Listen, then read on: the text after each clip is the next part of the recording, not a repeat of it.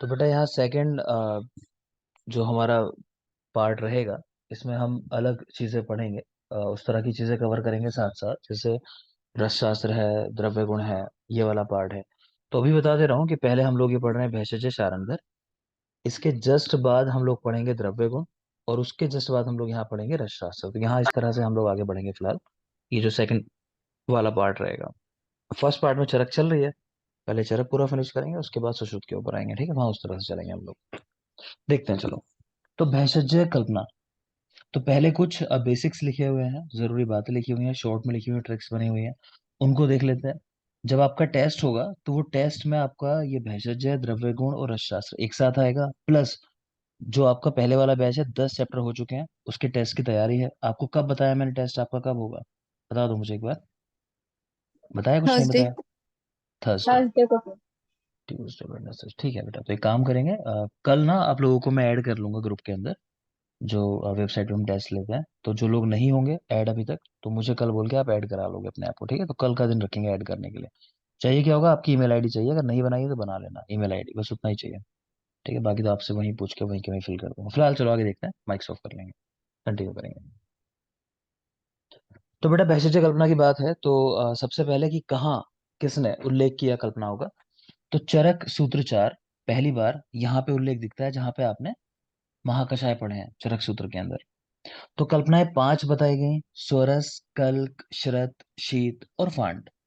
ठीक है, सोरस यानी सिंपल जूस कहूँ तो, कल्क यानी पेस्ट जो बना लेते हैं, श्रत का मतलब है कि काढ़ा, क्वाथ, शीत का मतलब शीत कल्पनाएं जहाँ शीतल जल का यूज किया जाता है बनाने में, और फांड होता है जहाँ उष्ण जल का प्रयोग करते हैं, सिर्फ डाल के द्रव्यों को मान लो उनका एक्सट्रैक्ट निकाल के उनको निकाल दिया जाता है। उस तरह से जैसे चाय बनाते हैं, रियल में चाय फांड होती है, जो डिप वाली बनाते हैं वो, और जो उबाल के बनाते हैं वो क्वाथ है एक तरीके से।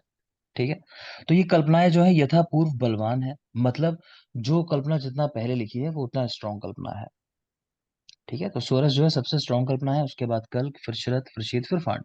पोटेंसी की अगर बात करें, इसके नीचे आप देख पा रहे हो मात्रा लिखी है इनकी, और मात्रा लिखी है तोला के अंदर। तोला से जनरल जो आपको आंसर निकालने हैं, आप मान के ये चलोगे कि 10 ग्राम या 10 ml, तो उससे आपके आंसर ज्यादातर निकल जाएंगे। एग्जैक्ट वैल्यू नहीं है, लेकिन हम 10 मान के याद करेंगे, तो उससे हमारे आंसर जो है आसानी से निकल जाएंगे, कहीं भी फंसेंगे नहीं।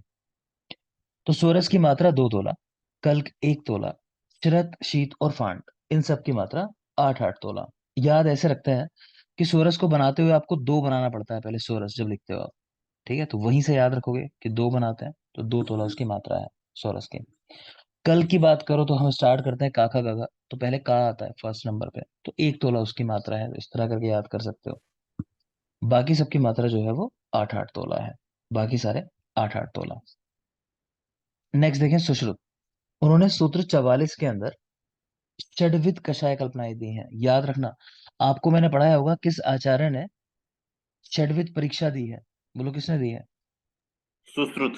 सुश्रुत ने। सुश्रुत ठीक सुश्रुत। है, तो पंच इंद्रियों द्वारा परीक्षा और प्रश्न करना, तो वो षड्विध परीक्षा में प्लस गई इसी। प्रश्न। हाँ बेटा, तो इसी तरह इन्होंने षड्विध कषाय कल्पनाओं का भी उल्लेख किया है। ठीक है, तो एक कल्पना कौन सी एक्स्ट्रा हो गई वो बस जरूरी है, उसको देख लोगे। शीर है ना, और सबसे ज्यादा पोटेंट कल्पना है, शुरुआत में लिखी हुई है। ठीक है, तो शीर है, फिर वैसे लिखा हुआ है सोरस यानी रस, कल कल, शरत शरत, शीत शीत, फांड फांड। ठीक है, तो ये था पूर्व बलवान। तो शीर कल्पना इन्होंने एक एक्स्ट्रा दी है, याद रखना है आपको। शीर कल्पना का अंतर्भाव वैसे सोरस कल्पना के अंदर ही कर लिया जाता है। तो ओरिजिनली तो आप जानते ही हो कल्पनाएं 5 ही कंसिडर करते हैं हम लोग। ठीक है ना, तो जैसे मैंने प्रमाणों में आपको बताया होगा कि भले ही युक्ति प्रमाण है, तो युक्ति प्रमाण का अंतर्भाव बोलो कौन से प्रमाण में हो जाता है? अनुमान। अनुमान अनुमान। अनुमान। प्रमाण के अनुमान। अंदर। ठीक है, हाँ, तो वैसी चीज यहाँ पे भी है कि कल्पनाएं बेसिक याद तो 5 ही करनी है, लेकिन उसके आसपास कुछ और कल्पनाएं डेवलप की गई हैं। तो शीर कल्पना का अंतर्भाव स्वरस कल्पना में ही हो जाता है, ये आपको पता होना चाहिए। अष्टांग संग्रह की अगर बात करें, कल्प 8 में पंचविध कषाय कल्पना है, तो यही वाली है: निर्यास, कल्क, नृयु, शीत और फांड। अगेन यथापूर्व बलवान। अष्टांग हृदय कल्प 6, रस, कल्क, शरत, शीत, फांड सबकी एक ही है, कुछ नहीं याद करना। सिर्फ इतना याद रखोगे कि सुश्रुत ने षड्विध कषाय कल्पनाएं बताई हैं, बस यही बात है काम की। आगे देखिए, शारंगधर, यहां से जरूरी है चीजें। शारंगधर ने मध्य खंड में, शारंगधर के 3 हिस्से हैं, पूर्व खंड, मध्य खंड और उत्तरखंड। तो मध्यम खंड के पहले अध्याय के अंदर कषाय कल्पनाएं बताई हैं, तो रेफरेंस हल्का सा याद रखना, है वही क्रम, अगेन सोरस, कल, क्वाथ, हिमफांड। नेक्स्ट आ जाओ, काश्यप ने खिल स्थान 3 के अंदर, चैप्टर भले ही भूल जाओ, याद रखो खिल स्थान, क्योंकि ये भी याद रखना है, सवाल पूछा जाता है कि खिल स्थान किसकी देन है, मतलब किसकी सनिता में खिल स्थान मिलता है, तो काश्यप में है खिल स्थान, ये याद रखोगे। ठीक है, तो खिल स्थान के अंदर इन्होंने कषाय कल्पनाएं बताई, नंबर 5 की जगह 7 कर दिया, तो कितनी कल्पनाएं बताई हैं? 7, काश्यप ने। और जरूरी बात है कि उन 7 कल्पनाओं के अंदर कौन सी कल्पनाएं अतिरिक्त बताई हैं, एक्स्ट्रा बताई हैं, तो उनके नाम है चूर्ण और अभिशव, यहां देख पा रहे हो। तो अभिशव कल्पना को हम मध्य कल्पना भी बोलते हैं। तो चूर्ण कल्पना और अभिशव कल्पना ये एक्स्ट्रा बताई हैं काश्यप ने। दूसरी जरूरी बात कि इन्होंने तरतम भेद नहीं बताया, यानी कि ऐसा नहीं कहा कि भाई ये कल्पना स्ट्रांग है, ये कम स्ट्रांग है, ऐसी कोई बात नहीं की, रैंडमली चीजें लिख दी हैं। तो याद रखेंगे, चूर्ण कल्पना और अभिशव कल्पना, तो ये काश्यप की देन है। अगर जानना चाहो तो बता दे रहा हूं बस, कि चूर्ण कल्पना का अंतर्भाव जो है वो किसमें हो जाता है? कल्क के अंदर ही हो जाता है। आपको पढ़ाऊंगा मैं, कल्क के साथ ही पढ़ाऊंगा। इसी तरह मध्य कल्पना है, तो जैसे जनरली हम लोग वहां भी द्रव्यों को उबालते हैं, गर्म करते हैं, तो उसका क्वाथ के अंदर अंतर्भाव हो सकता है मध्य कल्पना का। ठीक है, नेक्स्ट यहाँ पे जनरल पॉइंट लिखे हैं और भी, कि भभका और डेढ़ भभका एक यंत्र होता है, तो वो अर्क कल्पना में यूज होता है, अर्क बनाने के लिए। ठीक है, यही लिखा है कि अर्क कल्पना का प्रथम उल्लेख जो किया था वो सोढल ने किया था। सोढल, सोढल कर लोगे नाम, इसको सही कर लोगे, सोढल कर लो, सोढल है वही जो कुछ लोगों ने पढ़ा होगा डीजी, तो वही सोढल है, अर्क कल्पना का प्रथम उल्लेख उन्होंने किया, सोढल ने। एक बुक मिलती है अर्क प्रकाश, ये रावण ने लिखी है, अर्क प्रकाश रावण। और आप ये भी जानते हो कि रावण नाड़ी विज्ञान का ज्ञाता था। ठीक है, नाड़ी विज्ञान का भी ज्ञान था इसको। तो भवका और डेढ़ भवका यंत्र अर्क कल्पना में यूज होता है, अर्क कल्पना का प्रथम उल्लेख बाय सोढल, और अर्क प्रकाश बुक जो है वो रावण की लिखी हुई है। यहीं पे जान सकते हो कि अर्क कल्पना जो है किन द्रव्यों की बनाई जाती है, आपको पता है, बोलो कौन से महाभूत की प्रधानता हो? जल मामूद, निर्बल वायु, आकाश आकाश वोलेटाइल जो रहते हैं सब। वोलेटाइल तो होते हैं, उनकी बनाते हैं। आपको ये नहीं पता है? बताया मैंने, बताया होगा पीछे भाई, किस महाभूत की प्रधानता हो तो ये कल्पना बनाते हैं, देख लो, यही बता देता हूँ पहले। वायु अग्नि। अग्नि वायु होता है ना, इसी में लिखा होगा आगे भी कहीं। चलो ठीक है, याद आ गई तो फिर कोई बात नहीं है, अग्नि और वायु होते हैं बेटा। ठीक है, तो अग्नि और वायु महाभूत की जिनमें प्रधानता होती है, उनकी बनाई जाती है कल्पना। और मेन बात है कि वोलेटाइल कंटेंट जिनके अंदर हो, कि टेम्परेचर दिया आपने तो आप रोक ना पाओ कि वो इवापोरेट हो जाए, है ना, तो उनको रोक दिया जाता है। ठीक है, तो दोबारा से उनको लिक्विड फॉर्म में लाके द्रव्यों को वापस इकट्ठा कर लेते हैं। तो यही चाहो तो लिख लोगे, लिखो, गुलाब का इत्र बनाया, पहली बार किसने बनाया गुलाब का इत्र? तो लिख लेंगे, बताएगा कोई? बताया होगा शायद। नूरजहां की माँ। रोजा की माँ ठीक है, तो नूरजहां की माँ ने बनाया था पहली बार गुलाब का इत्र, नूरजहां की माँ। तो इत्र कल्पना जो है वो इसी में आ जाती है, अर्क कल्पनाओं में आ जाती है इत्र जो होता है।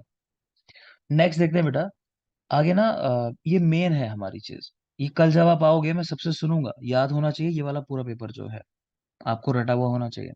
इस पेपर में क्या है, पहले तो समझ लो कैसे चीजें याद करनी है और क्या समझना है। देखो यहाँ रेशियो लिखे हुए हैं, जैसे 2:1 लिखा है, 1:2, 1:4, तो इसमें आपको समझना क्या है।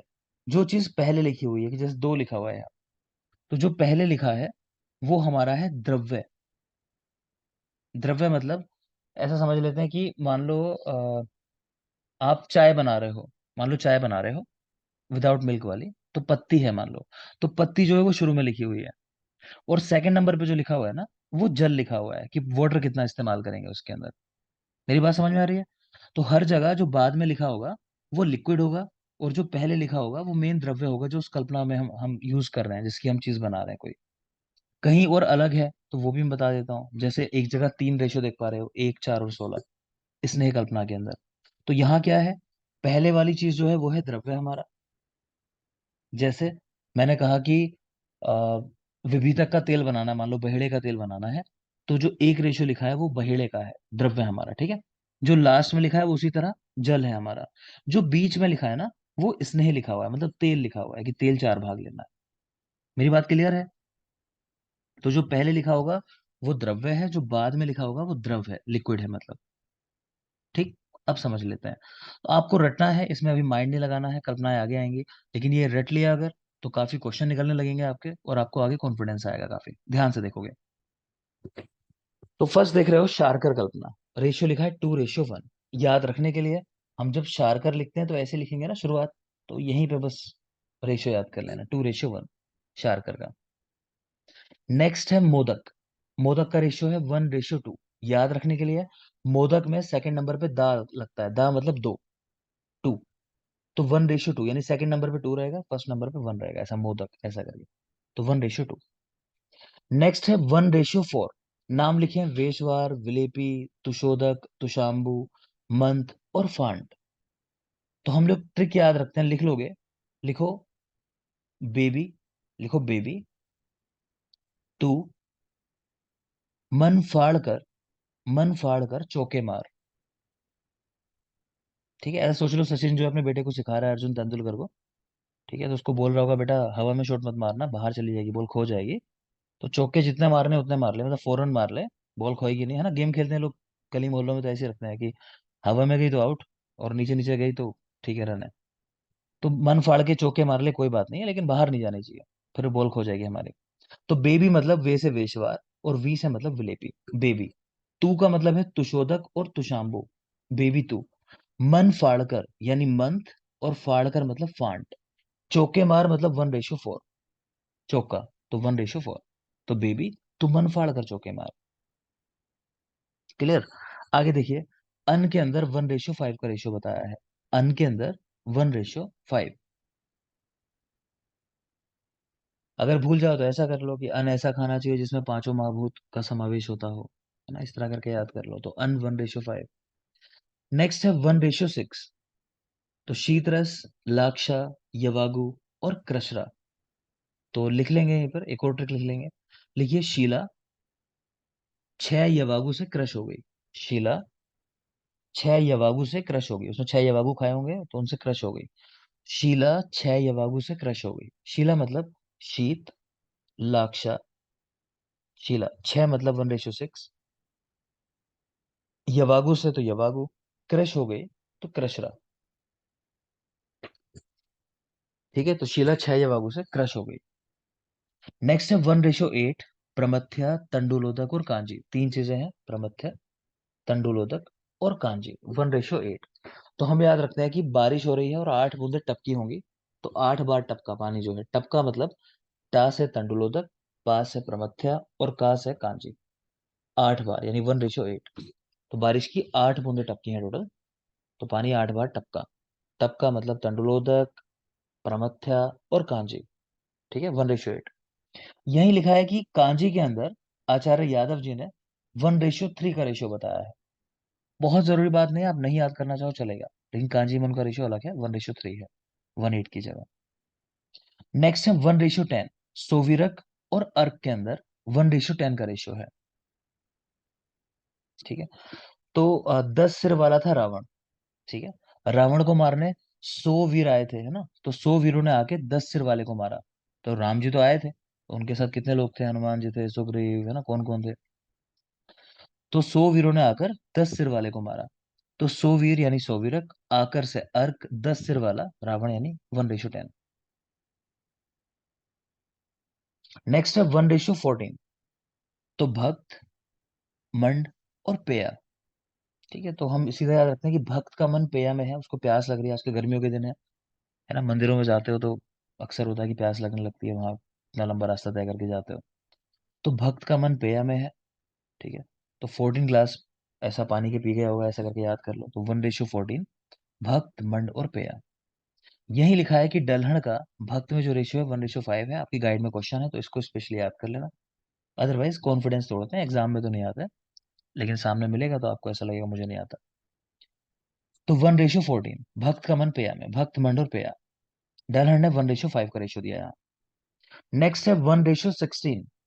तो पानक, क्वाथ और यूश, पानक, क्वाथ, यूश, तो हम याद रखते हैं कि कोई 16 साल का बच्चा है जिसका नाम है आयुष, और वो इतना पान खाता है कि स्पिट करता रहता है, उसने कुआं भर दिया पान का, है ना, मतलब पान से स्पिट कर करके, तो 16 साल का बच्चा है आयुष, ठीक है, तो आयुष यानी यूश, पान का कुआ तो पानक, और कुआ यानी कुआत।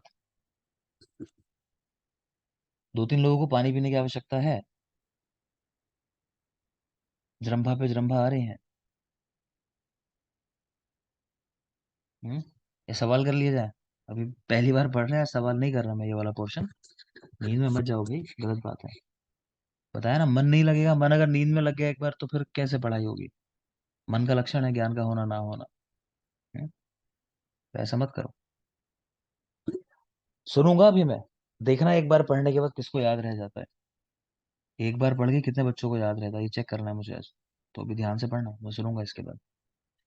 तो 1:16 है पानक, क्वाथ और यूश के अंदर। तो हमने कैसे याद किया कि 16 साल का आयुष है, आयुष यानी यूश, तो वो पान का कुआ उसने भर दिया, तो पानक और क्वाथ 1:16।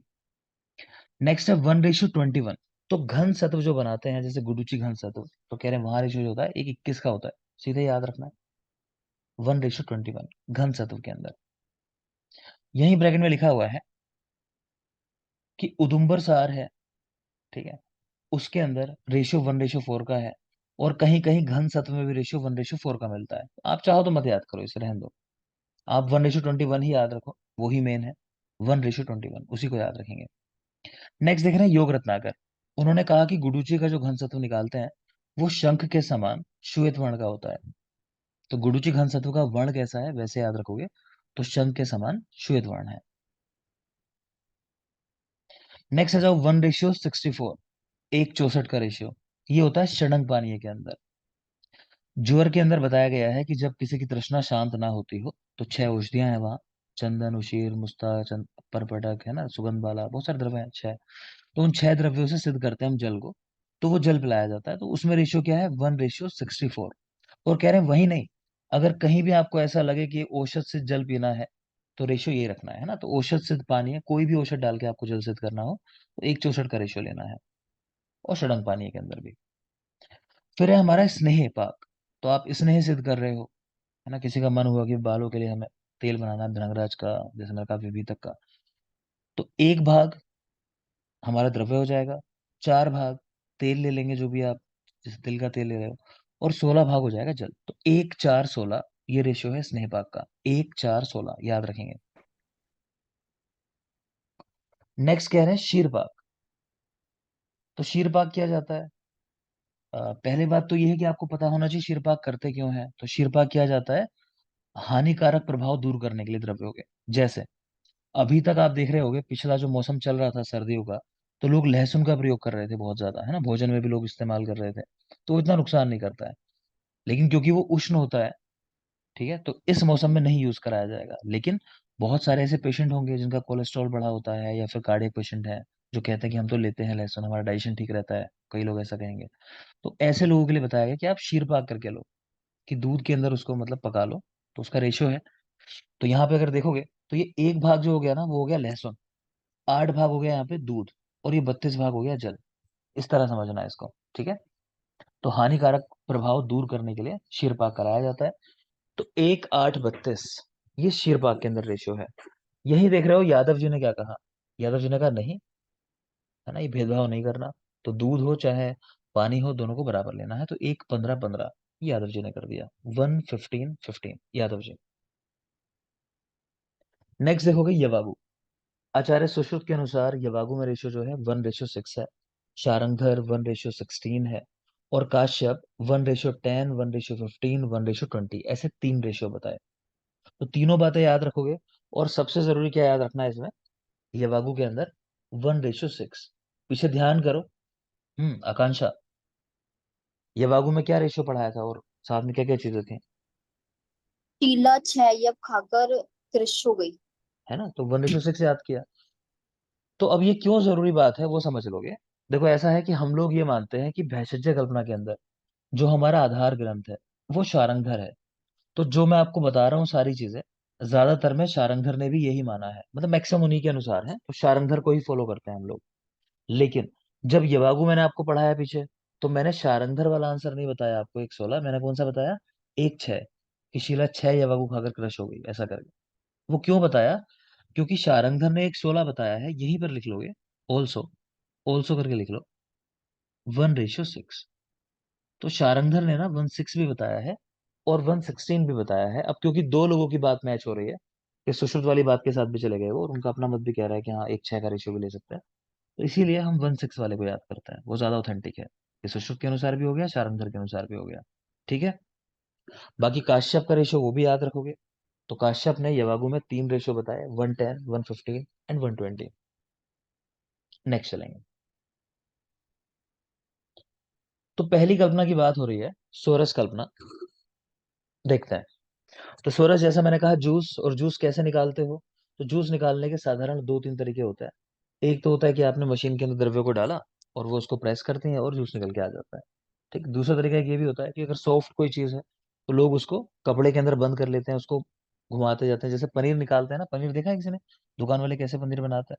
बैल दूध को फाड़ लेते हैं, कपड़े में छान लेते हैं, फिर उसको टाइट करते रहते हैं, तो एक शेप बन जाती है, फिर राउंड शेप जो आप लेके आते हो। तो एक तरीका वो भी होता है कि जूस निकालने का, कि इस तरह इतना प्रेशर क्रिएट कर दो, कपड़े को मोड़ते जाओ मोड़ते जाओ। तो दो तरीके से जूस निकालता है। ठीक है। तो रटने की बात नहीं है, समझने की बात है। आगे देख लीजिए आप। तो सोरस, चरक ने क्या रेशियो कहा सोरस के अंदर? कि 1:1।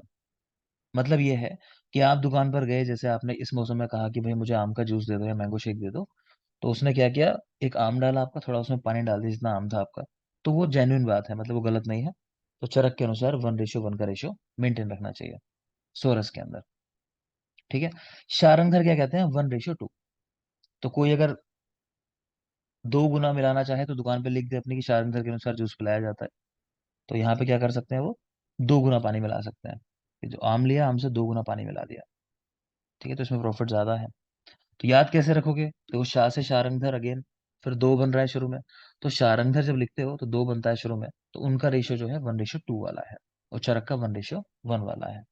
क्लियर है? आगे देखिए। कह रहे हैं कई बार ऐसे द्रव्य मिल जाते हैं कि बिल्कुल सूखे हुए द्रव्य हैं, अति शुष्क द्रव्य हैं, लेकिन उसका भी जूस निकालने की बात की जाती है कि इसका जूस इस्तेमाल करना है, सोरस इस्तेमाल करना है। तो वो कैसे बनाया जाएगा? तो कह रहे हैं उसमें आप ये करो कि अब 1:8 के रेशियो में आप पानी ले लो, मतलब जितना आपका द्रव्य है 8 गुना उसका आप जल ले लो, उसको बॉईल करो, 1/4 वापस बचा लो। तो इसको आप इस्तेमाल करो, ये जूस की तरह काम करेगा, मतलब यही जूस है, कहने का मतलब है। ठीक है। अगेन पूछा नहीं जाता, मगर देख लेना एक बार कि अति शुष्क द्रव्यों में क्या करना है, 1:8 के रेशियो में लेके 1/4 बचा लेना है।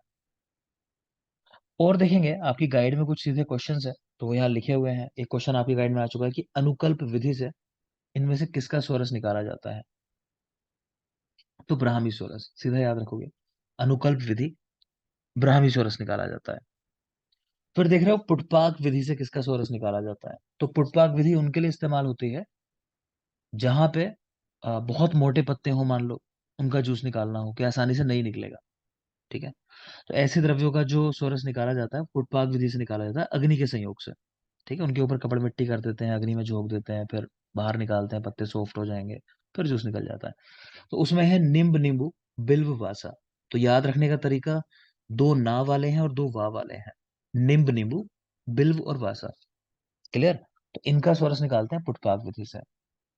सोरस की सामान्य मात्रा तो 2 तोला है, हम पढ़ ही चुके हैं, लेकिन कह रहे हैं अगर अग्नि विधि से निकाला है आपने, ये पुटपाक विधि से मान लो, तो मात्रा डबल हो जाएगी, 4 तोला मात्रा है फिर। नॉर्मल मात्रा से डबल मात्रा हो जाती है अग्नि विधि से बनाए हुए सोरस की। नेक्स्ट आ जाते हैं बेटा प्रक्षेप द्रव्य। प्रक्षेप यानी कि आपने कोई द्रव्य तैयार कर लिया, ऊपर से उसमें कुछ द्रव्य डाले जाते हैं जिनका मेडिसिनल यूज भी होता है कई बार, और कई बार टेस्ट बदलने के लिए भी इस्तेमाल की जाती हैं वो चीजें। तो प्रक्षेप इस्तेमाल कर रहे हैं, मधु, शर्करा, क्षार, जीरक इत्यादि जो भी इस्तेमाल कर रहे हो आप, उसकी मात्रा बता रहे हैं, 1 कोल की मात्रा होती है। 1 कोल यानी आधा तोला। ठीक है। तो वही रफली 5 से 6 ग्राम समझ लो। तो प्रक्षेप जो इस्तेमाल किया जाता है वो 1 कोल की मात्रा में इस्तेमाल करते हैं। ठीक है। इसी के सामने लिखा हुआ है कि 1/4 मात्रा। तो 1/4 किस तरह से, कि सोरस की मात्रा कितनी होती है, 2 तोला। ठीक है। उसमें प्रक्षेप कितना डाल रहे हैं, आधा तोला। तो इसके मुकाबले जो मेन मात्रा है 2 तोला, इसके मुकाबले ये आधा तोला जो प्रक्षेप है वो कितना हुआ, 1/4 भाग। समझ में आ रहा है? 2 का चौथा हिस्सा हुआ ना 1/4। समझ आ गया तो ठीक है, नहीं आया तो बेटा इस तरह सवाल पूछता नहीं है। हाँ, ये फालतू की बातें हैं, कभी पूछ लिया एक बार इस तरह करके सवाल। तो आप चाहो तो बस बेसिक ही याद रखो कि प्रक्षेप की मात्रा कितनी होती है, तो आधा तोला या फिर 1 कोल की मात्रा प्रक्षेप की होती है। अग्नि से चौरस अगर बनाया गया है तो वहां मात्रा में थोड़ा सा बदलाव हो जाता है। तो कह रहे हैं बाकी सारी चीजें तो ऐसे ही डालोगे जैसे नॉर्मली इस्तेमाल करते हो, लेकिन मधु की मात्रा जो है वो डबल हो जाएगी। 1 कर्श हो गई, 1 कर्श ब्रैकेट में लिख सकते हो चाहो तो 1 तोला। कर्श तोला एक ही बात होती है। ठीक है, कर्श है, तोला है, अक्ष है, बहुत सारे पर्याय मिलेंगे आपको, तो ये एक ही बात होती है। तो मधु जो है कहने का मतलब वो डबल हो गया, आधा तोला के मुकाबले 1 तोला हो गया, और बाकी सारे द्रव्य पहले के समान है। ये आपका राशि या मान याद कराने के लिए एक श्लोक लिखा हुआ है। इस श्लोक में क्या है, आप कुछ मान देख पा रहे हो, जैसे माश, टंक, अक्ष, बिल्व, कुडव, प्रस्थ, आढ़क, राशि, गोड़ी, खारी। ठीक है, तो क्या कह रहे हैं कि प्रत्येक जो अगली वाली यूनिट है ना, वो पहले वाले से 4 गुना है। देखो लिखा हुआ है यथा उत्तर चतुर्गुणा, कि जैसे जैसे अगली यूनिट पे जाओगे ना, तो पहले वाले के मुकाबले उसका वजन 4 गुना ज्यादा होगा। ठीक है, तो मैंने आपको बताया कि अक्ष जो होता है तोला का पर्याय होता है, तोला या कर्ष का पर्याय होता है। तो जब आपसे कोई कहे बिल्व, तो आपको समझना है कि 1 बिल्व बराबर होगा 4 तोला के। ठीक है, बिल्व का भी एक पर्याय लिखा हुआ है पल। तो अब आपको ऐसा समझना है कि 1 पल बराबर होगा 4 तोला के। बात समझ में आ रही है? ये सब जानते होगे बेसिक बातों की, 1 पल 4 तोला। नहीं पता तो रट लो, 1 पल 4 तोला के बराबर होता है, क्योंकि ये बेसिक यूनिट्स है बेटा, इनका बार बार जिक्र होगा। तोला और पल, ठीक है, और एक प्रस्थ। मैं इन तीन की ही बात करता हूँ ज्यादातर। आप जब पूरा पढ़ लोगे तो 3 यूनिट जरूर पता होनी चाहिए। एक तोला क्या है, एक पल क्या है, और एक प्रस्थ क्या है। ठीक है, तो 1 तोला बताया मैंने, वही 10 से 12 ग्राम रफली। फिर एक पल होता है, तो एक पल के अंदर 4 तोला होता है। फिर एक प्रस्थ होता है, तो एक प्रस्थ 64 तोला के बराबर होता है, 64 तोला। चाहो तो वो भी याद रख सकते हो आप। ठीक है, बाकी जो याद कर सकता है कोशिश करना ये श्लोक याद कर लेना। माश, टंक, अक्ष, बिलवानी, कुडव, प्रस्थ, आढ़कम, राशि, गोणी, खारी, यथा उत्तर चतुर्गुणा। ये श्लोक याद कर लोगे तो अच्छा रहेगा। ठीक है, पूछ लेता है सवाल कभी कभी यहाँ से। ये भी याद रख लेंगे, देखो राशि जो है इसको द्रोण भी कहते हैं, पर्याय लिखा हुआ है। गोणी को द्रोणी भी कहता है, इजी है। गोणी द्रोणी, कंफ्यूज नहीं करोगे कि द्रोण है द्रोणी है। तो जो गोणी है वो द्रोणी है, ऐसा करके। ठीक है ना, तो ये याद कर लेना। चलो मैं दे ही देता हूँ काम ये, तो कल आओगे तो ये श्लोक भी आपको याद होना चाहिए। मास टंक अक्ष बिलवानी कुडव प्रस्ताड़कम राशि गुड़ी खारी यथा उत्तर चतुर्गुणा। नेक्स्ट देखिए, एक पॉइंट लिखा हुआ है कि शारंगधर ने तंडुलोदक कल्पना को सोरस कल्पना में रखा है। तो होता क्या है बेटा, तंडुलोदक कल्पना को हम लोग नॉर्मली जो पढ़ते हैं वो क्वाथ कल्पना के अंतर्गत पढ़ते हैं, कि जहां भी चीजों को पकाया जा रहा है ना, चावल पकाए जा रहे हैं, कुछ भी किया जा रहा है, तो जहां भी पकाओगे चीजों को वो क्वाथ कल्पना हो जाती है। ठीक है, लेकिन तब भी शारंगधर ने ये अपवाद स्वरूप कह लो आप, इसको स्वरस कल्पना में रखा है, इसीलिए क्वेश्चन बनता है। जहां भी अपवाद होगा वहां क्वेश्चन बनेगा। तो स्पेशली याद रख लेना कि तंडुलोदक कल्पना को शारंगधर ने कहाँ रखा है, तो स्वरस कल्पना के अंदर। ठीक है, अब मेरी बात ध्यान रखना, देखो एग्जाम में क्वेश्चन आया, मान लो कि तंडुलोदक कल्पना को किस कल्पना में रखोगे, तो अब बताओ क्या आंसर लगाओगे। स्वरस, कल, क्वाथ, हिम, 4 ऑप्शन दिए। क्वाथ। पाठ मेरी पाठ बात समझ में आ रही है? मैंने आपसे कहा कि हर जगह शारंगधर को ही फॉलो करना है भैषज कल्पना के अंदर, लेकिन आप कितने भी महान हो, है ना, आइंस्टाइन था, इतना महान था, लेकिन आप सारी बातें उसकी नहीं मान लोगे ना, कहीं कहीं उसने भी कुछ गलत कहा होगा। ठीक, तो कहीं कहीं शारंगधर ने भी अपवाद दिए, कुछ गलतियां की। तो अगर स्पेशली इनका नाम रख के पूछे, तब तो आप लगाओगे कि हाँ तंडुलोदक कल्पना सोरस कल्पना में रखी है शारंगधर ने। बाकी इन जनरल पूछता है, तो वो तो भाई सही बात को सही कहना चाहिए ना, तो आप सही को सही कहोगे, आप क्वाथ कल्पना आंसर लगा दोगे, तब सोरस नहीं लगाओगे। किसी को डाउट इस बात में जो मैंने कही? नहीं, नेक्स्ट चलोगे। सर एक बार रिपीट करेंगे प्लीज, क्या बोला सर आपने? मैं तो समझ नहीं। ठीक है, देखो ऐसा है कि ये मानो कि मैंने कहा आपसे कि जो मैं आपको पढ़ा रहा हूँ वो सारी बातें सही हैं, उनको याद कर लो। मान लो मैंने आपसे ऐसा कहा। ठीक, अब मैं कल आपसे कह दूं कि बर्फ जो होता है वो गर्म होता है, उष्ण होता है, तो आप मेरी सारी बातें मानते हो, लेकिन क्या ये बात मान लोगे कि बर्फ गर्म होता है? मैंने गलती से नहीं कह दिया, है ना, मैंने गलती से कह दिया होगा। ठीक है, मैंने गलती से कह दिया होगा, ऐसा होता है कई बार, आदमी का ध्यान नहीं होता। कहीं और ध्यान है, कुछ गलत बात कह दी, तो इसको हम ऐसे ही मान लेते हैं कि शारंगधर से एक गलती हो गई है कि वो स्वरस कल्पना में रख दिया उन्होंने। तो इसको ऐसा आप याद रखोगे। तो आपसे अगर सवाल एग्जाम में पूछा जाए कि तंडुलोदक कल्पना को कहाँ रखना चाहिए, तो आप आंसर लगाओगे क्वात कल्पना। ठीक। लेकिन अगर नाम रख के पूछे कि भाई उस आदमी ने गलती की थी, क्या गलती की थी उसने, कि शारंगधर ने क्या गलती की थी मतलब यहाँ, तो उन्होंने तंडुलोदक कल्पना को स्वरस कल्पना में रख दिया। तो ये अपवाद है ऐसा करके। क्लियर। अगर नाम से पूछे तो यहाँ लगाओगे, जी सर। अदरवाइज क्वात में लगाओगे। वापस आ जाओ। अगले जो कुछ पॉइंट्स हैं इनमें कुछ नहीं रटना आपको, मैं ऑलरेडी बता चुका हूँ कि जूस जो निकालते हैं वो या तो यंत्र की सहायता से निकालते हैं या फिर कपड़े की सहायता से निकालते हैं। तो वही सब लिखा हुआ है इसके अंदर, देख लो। चरक ने कहा यंत्र से, वैद्यक परिभाषा प्रदीप यंत्र से, वस्त्र आदि से। संग्रह ने भी वही कपड़े से, तंतु की सहायता से। अष्टांग हृदय आगे कपड़े की सहायता से। चारंगर भाव प्रकाश तो कपड़े की सहायता से। तो रटने ऐसी चीज नहीं है, पूछा नहीं जाता एग्जाम में किसने कहा है। इतना याद रखो बस कि श्लोक रख के पूछ ले अगर यंत्र निष्पीड़िता क्या है, तो आंसर लगा देना स्वरस। ठीक है, आगे चलिए। नेक्स्ट कल्पना है बेटा कल्क कल्पना।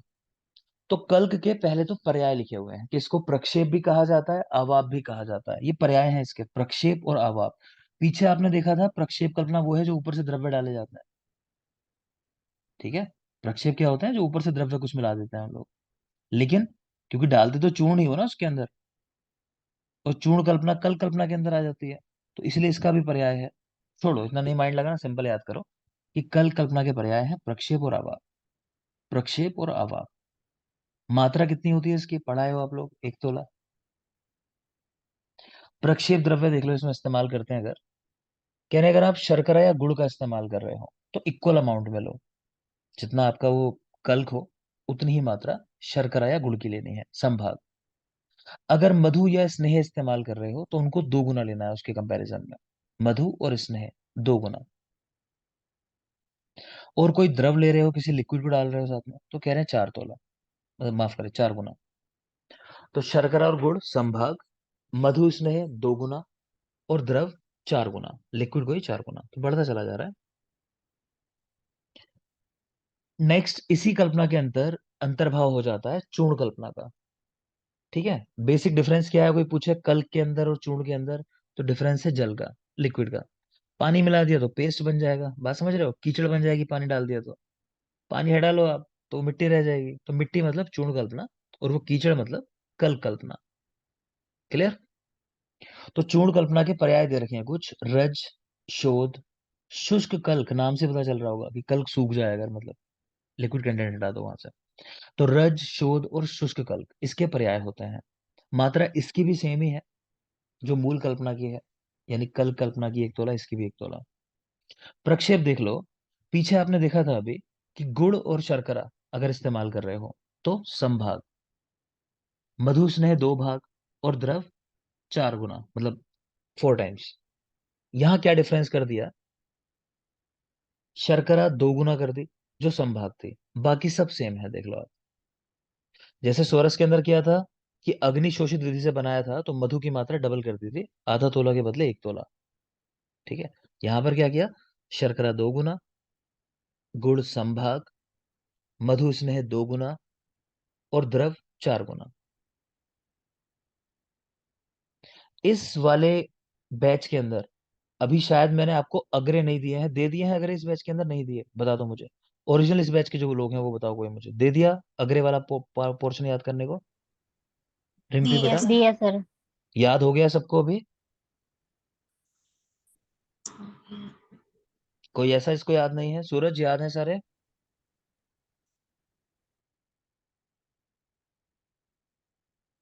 नींद आ रही है सूरज, नींद नहीं आती, अगर याद होते नींद नहीं आती। हम्म।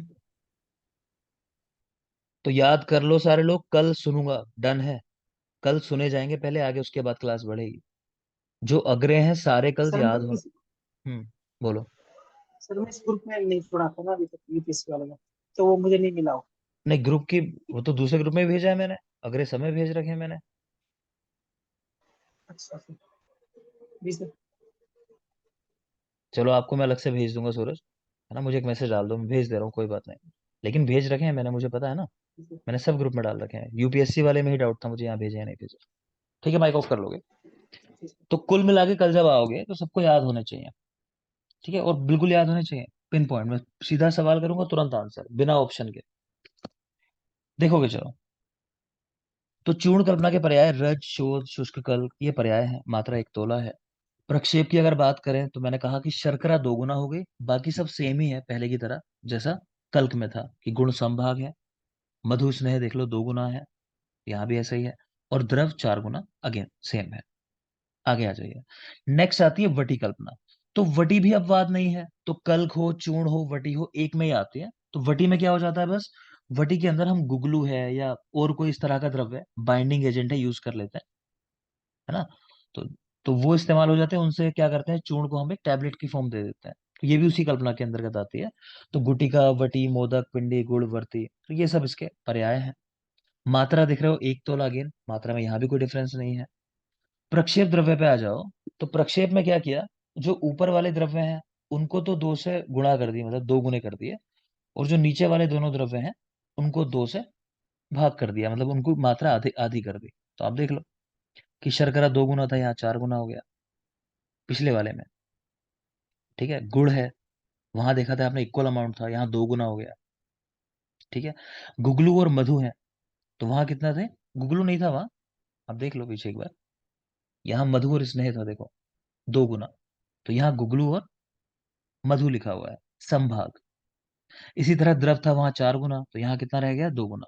मेरी बात समझ में आ रही है, कोई डाउट किसी को इसमें, जो मैंने कहा वटी के बारे में, कि ऊपर के दोनों द्रव्यों को आपने 2 से गुणा कर दी, ठीक है, जो चूर्ण कल्पना में था, और नीचे के दोनों द्रव्यों को आपने एक तरीके से 2 से भाग कर दी। क्लियर। कल्क, चूर्ण, वटी, अवलेह, इनका अनुपान दोष के अनुसार। तो कह रहे हैं वातिक, पैतिक, कफज रोगों में क्रमशः 3-2-1 पल अनुपान इस्तेमाल करना है। सिंपल सी बात याद रखो कि वातिक रोगों में सबसे ज्यादा है, पैतिक में उससे कम, और कफज में बिल्कुल कम है। तो वात, पित्त, कफ में क्रमशः 3-2-1 पल। वो कहते हैं ना कितना पानी पीना चाहिए ऊपर से मेडिसिन खाने के बाद, तो यहाँ लिखा हुआ है कि वातिक रोग में ज्यादा आप ले सकते हो, दूध वगैरह, मतलब उस तरह की चीजें। ठीक है, आगे चलिए। अष्टांग हृदय, उन्होंने डिफरेंस बताया कल्क में और चूर्ण के अंदर। तो कल्क कह रहे हैं, कल्क क्या होता है, तो ये देख लो, द्रव आप्लुत, द्रव में डूबा हुआ। और चूर्ण जो है वो आप्लुत, मतलब वो नहीं डूबा होता। तो बस कल्क के अंदर साथ में द्रव होगा, इतना याद रखो। लिक्विड साथ में होगा तो वो कल्क होगा। तो इतना ही रखेंगे आज के लिए। कल कल्पना तक बात हो गई। कल जब आओगे तो जहां तक जो भी पढ़ाया गया सारा याद होना चाहिए। आपको कल ऑन बोर्ड करा लूंगा मैं वेबसाइट पे भी, कि आप एग्जाम दे पाओ वहां पे 1 to 10 का। ठीक है, तो अपनी वो तैयारी भी रखो, टेस्ट बड़े अच्छे से देना है। क्या क्या आएगा वहाँ, चरक इतिहास, भाव प्रकाश जो पढ़ाया आपको संडे क्लासेस के अंदर, वो भी आ सकता है। और साथ साथ क्योंकि भैषज्य भी पढ़ रहे हो, ये याद रखना जितना पढ़ते जाओगे वो सारा कुछ टेस्ट के लिए आता रहेगा। ठीक है, तो सब कुछ जो पढ़ा गया, पूछोगे नहीं सवाल कि सर क्या आएगा, जितना पढ़ा दिया सारा वो तैयार करके आना है। कल अगले पूछूंगा। आज के लिए फिलहाल इतना ही, सेशन का टाइम फिनिश हुआ। तो गुड नाइट, कल मिलेंगे। Thank you.